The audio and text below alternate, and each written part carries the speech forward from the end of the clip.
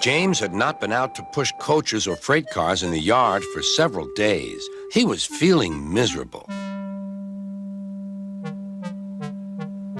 Oh, dear! I wonder how long I shall have to stay in the shed. Will anyone ever see my red coat again? Why did I go so fast that I made a hole in one of my coaches that had to be mended with, of all things, a passenger's bootlace? At last, Sir Topham had arrived. I know you are sorry, James, and I know, too, that you want to be a useful engine. People are laughing at my railway, and I do not like that at all. I will try hard to do my best, said James. That's a good engine. There's nothing like determination. I want you to pull some freight cars for me. James was delighted and puffed away.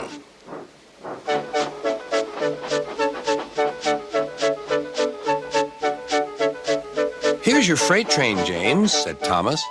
Have you got some bootlaces ready? And he ran off laughing. Oh, no, said the freight cars. We want a proper engine, not a red monster. James took no notice and started as soon as the conductor was ready. Come along, he puffed. We won't, screamed the freight cars. But James didn't care, and he pulled the screeching cars sternly out of the station.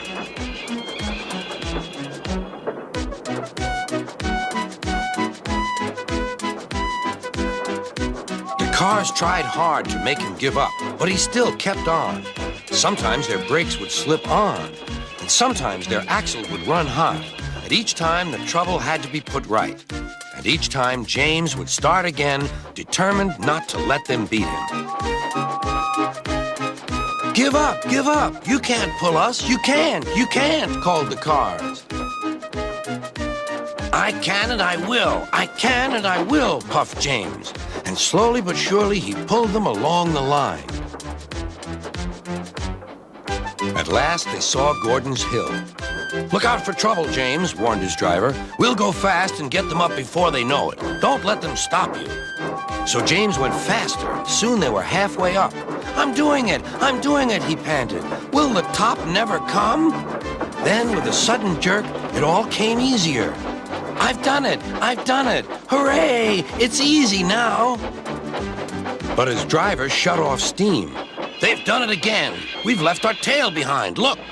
The last cars were running backwards down the hill. The coupling had snapped. But the conductor stopped the cars and got out to warn approaching engines. That's why it was easy, said James, as he backed the other cars carefully down. What silly things freight cars are! There might have been an accident. Should I help you, James? Called Edward. No, thank you. I'll pull them myself. Good. Don't let them beat you. You're doing well, whistled Edward, as James slowly struggled up the hill.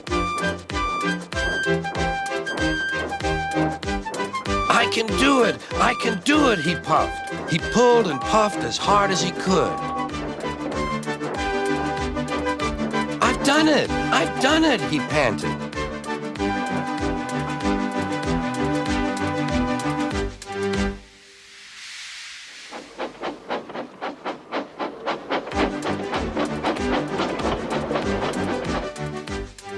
James was resting in the yard when Edward pulled up.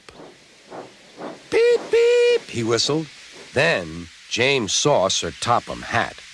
Oh, dear, what will he say? He asked himself. But Sir Topham Hatt was smiling. I was in Edward's train, and I saw everything. You've made the most troublesome train on the line behave.